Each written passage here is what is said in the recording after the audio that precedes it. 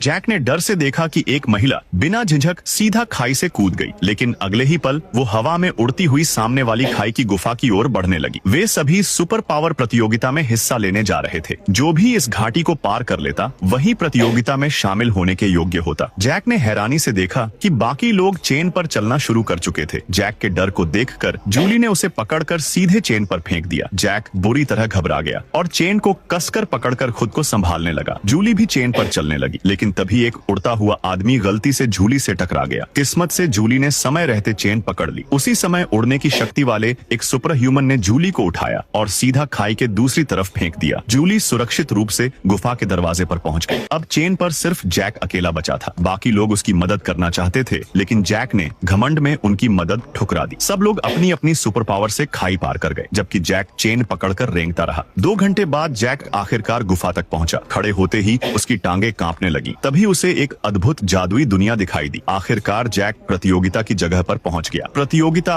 Lottery निकालकर होती थी और हर ग्रुप में 4 लोग। जब जैक की बारी आई तो वो काले चोगे में गंभीर रूप से मंच पर आया, लेकिन अगले ही पल जोर से हंस पड़ा। सब उसकी हरकत देखकर हैरान थे। तभी जैक ने आसमान की ओर उंगली उठाकर एक मंत्र पढ़ा। अचानक आसमान बादलों से काला हो गया और तेज हवा चलने लगी। उसकी शक्ति देखकर सभी दंग रह गए। फिर जैक ने उंगली नीचे की और आसमान तुरंत साफ हो गया। फिर जैक जमीन पर पालथी मारकर बैठ गया। उसने बाकी तीनों से कहा कि वो सिर्फ सबसे ताकतवर से ही लड़ेगा। ये सुनते ही बाकी तीनों आपस में लड़ने लगे। काफी मुश्किल से एक आदमी जीत कर खड़ा हुआ, लेकिन जैक ने उस आदमी से कहा कि लड़ने से पहले बैठकर आराम करे। लेकिन किसी ने भी नहीं सोचा था कि आदमी की आंखें बंद करते ही जैक ने अपना काला चोगा उतारा और उसे उस आदमी के ऊपर डाल दिया। फिर जैक ने उसे मुक्कों और लातों से पीटना शुरू कर दिया। अंत में जैक मैच जीत गया, लेकिन वहां मौजूद सभी लोग उसकी हरकतों को नफरत से देखने लगे।